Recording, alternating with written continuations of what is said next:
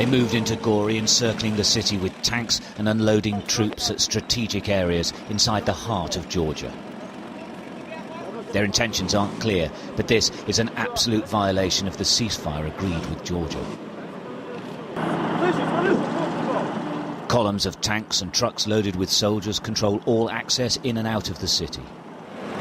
Some cars with fleeing civilians on board were allowed to pass. The Russian commander wouldn't say what would happen next, but he told me they intend to teach the Georgian president a lesson.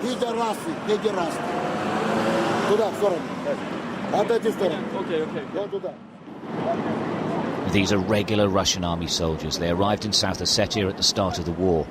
They told us they're going home. They just didn't know when.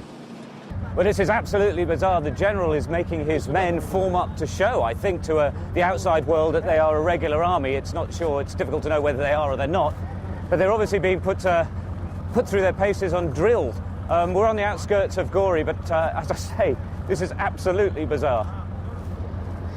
The greatest fear of the civilians still in Gori and its surrounding villages are the militia pushing in front of the tanks, looting and its claimed killing indiscriminately.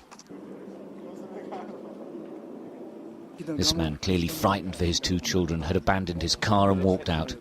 He told me the militia were looting and burning homes. They're killing people, even women, he said. A few hundred meters behind him, smoke was rising from what he said was a damaged home. On the outskirts, more civilians gathered at a petrol station trying to get a lift to Tbilisi. These people had stayed behind, survived the bombing, but wouldn't stay through this invasion. The Russians are advancing without meeting any resistance. The Georgian forces have withdrawn to Tbilisi and disappeared. The Russians are now all-powerful here. The Georgians can do nothing. Moscow's actions illustrate its contempt for the condemnation and criticism of the international community. Stuart Ramsey, Sky News, Gori.